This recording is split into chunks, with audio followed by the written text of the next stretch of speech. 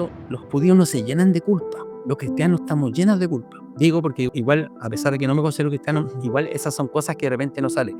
Un amigo me dijo, no sacas nada con abandonar una religión si la religión no te abandona a ti.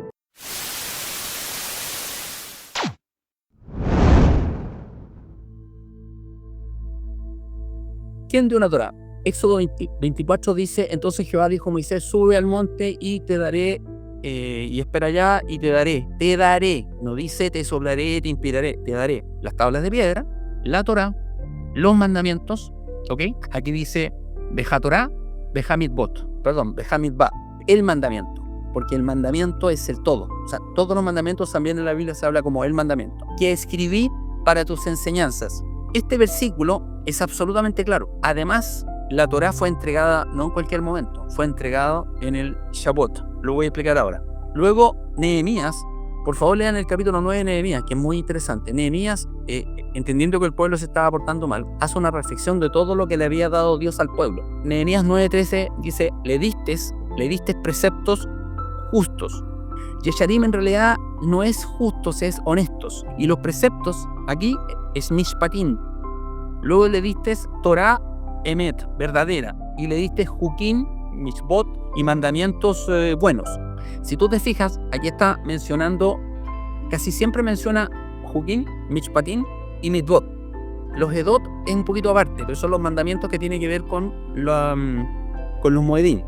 Ahora, si tú lees el Salmo 119, te vas a encontrar que es un canto hacia los mishpatim, los edot, los jukim y los mitzvot en general, y también a la Torá. Ese es el lenguaje de la Biblia. Eso de ley ceremonial, ley moral, es absolutamente algo hecho por el hombre que se mezcló y se enredó con esto que explicamos al principio, con el tema del absolutismo, con el contractualismo y todas las discusiones filosóficas que habían en la época, que además fueron tomados desde Grecia, pero también hay un señor ahí que es Tomás de Aquino, que también es un gran punto en la historia del ser humano sobre estos conceptos, ¿ok?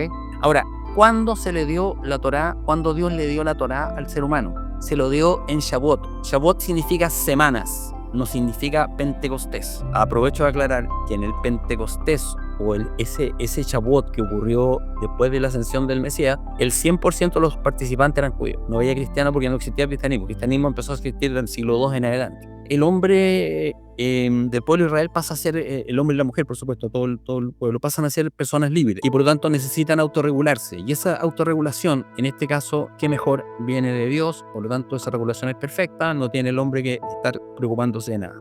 Todos los años de la historia de la humanidad, después de que pasó esto, el pueblo judío ha celebrado el día de Shavuot, la recepción de la Torá. No es algo que se le ocurrió a ellos, es algo que Dios les dijo, es algo que Dios se los pasó. Y la Torá tiene que ver también con el Espíritu de Dios. Por lo tanto, son una y la misma cosa también. Dios escribió la Torá, dice que escribí la Torá, y escribí para ti. Entonces se la pasó a Moisés. Cuando se habla de la Torá de Moisés, se entiende la Torá para el hombre. Te voy a dar dos ejemplos, uno del Antiguo Testamento y uno del Nuevo Testamento. O sea, uno del lenguaje, mejor dicho, y otro del Nuevo Testamento, de lo concreto que es el entendimiento hebreo. Aquí está la palabra en hebreo arcaico, ahab, que significa amor. Viene de su raíz primaria o raíz padre, que después con el tiempo pasó a paleohebreo de esta forma y después se le metió una hey para completar la palabra en un entendimiento de la época, y ahí se lee ahabá, y ahabá significa amor. Pero sucede que si nos vamos al hebreo arcaico, aquí dice la fuerza de la diga, o sea, la Hei tiene que ver con un hombre levantando los brazos, celebrando la vida, y una bet, que es una casa, pero también se entiende como el interior. Entonces, ¿qué es lo que es el amor para el pensamiento hebreo? Porque yo te puedo decir a ti, ¿qué es el amor? Tú me vas a decir, el amor es un principio. Ya, pero defíneme el principio. ¿Qué es lo que es un principio? Lo que tú estás tratando de hacer es separar la diferencia entre sentimientos y una cosa más profunda y más seria y más completa, ¿no es cierto? Por lo tanto, la palabra principio. Pero para el mundo hebreo, el amor es la fuerza que da la vida al interior. Es algo tan concreto como eso. Por lo tanto, el que no ha conocido a Dios no tiene esa fuerza en su interior.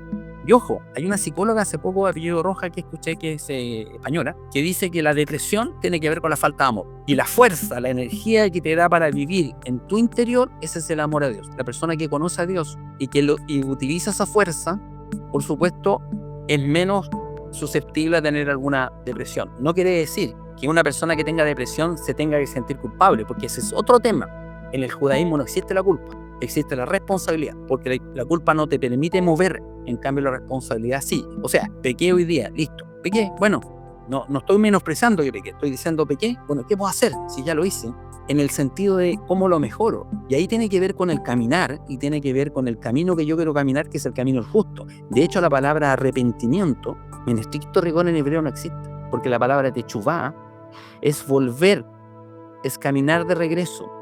Y eso es súper interesante porque sucede que cuando el hombre peca, Dios le dice, vas a volver a la tierra. Y ahí aparece la palabra shub por primera vez, que después se transforma en techuvá.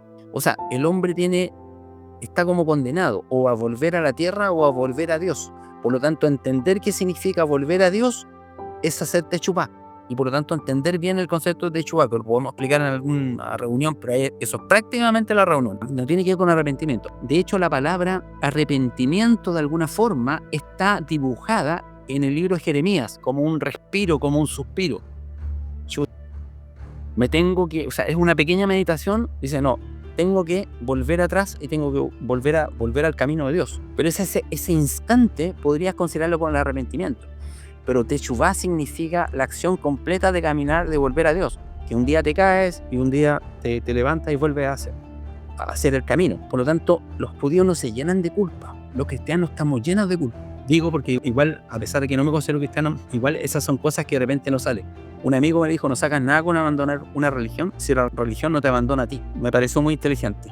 Otro ejemplo, para que tú veas, porque tú de repente puedes leer el Nuevo Testamento, y yo he escuchado muchas veces eso, sobre todo en el mundo más evangélico, carismático, donde toman un versículo, lo interpretan al gusto y sabor que a ellos les gusta, y después hablan 2, 3, 4 horas sobre eso, y tratan de llevarlo a una cosa de la vida, y que Dios te va a bendecir, mira, el pesito de la ofrenda te la va a transformar en bendiciones. Pero sucede que en el mundo hebreo, para entender a cualquiera de lo que está escrito en el Nuevo Testamento, tú tienes que ser, de alguna medida, ser como judío hebreo para poder ir al contexto de lo que se está hablando. Por supuesto, apoyarte en la historia. Y esto va a ser muy bueno, porque si tú lees Efesios 2.14, dice, y derribó la pared intermedia de separación. Yo he escuchado cuánto sermón sobre esto y se ha ido por 1000 caminos. Pero yo te voy a explicar algo. El atrio que construyó Herodes era enorme, maravilloso, pero sucede, los judíos crearon un par de muros. Y el muro de separación que estaba acá, a diferencia de este que sí a veces se podía traspasar, este muro es el muro donde no podían pasar nadie que no fuera judío. Yo he escuchado a pastores que han dicho que había sacrificios traídos por los gentiles. No, los corrían a patá, no sé si me entiendes, eso no existía. No porque el judío odiara al gentil, de hecho hay leyes en la Torá que te obliga a amarlo también, cosa que no todos querían hacerlo, eso no era el mandato. Este muro que está acá, si tú lo derribas, estás haciendo al judío y al gentil igual en condición de poder acercarse a Dios, digamos. No tenía que ver con el hecho del sacrificio, pero también existían ciertas odiosidades propias entre judíos y gentiles, porque a veces, no sé, querían pasar los gentiles al otro lado y nos dejaban, y más de algunas ofensas se tiraban y había guardia entre medio, pero es algo concreto. Entonces Pablo, ¿qué es lo que hace? Es, oye, el muro que había de separación ya no existe. Entonces el hebreo lo entendía perfecto. O sea, el judío, perdón, lo entendía perfecto, porque estaban hablando de algo de su día a día. No era una cosa efímera.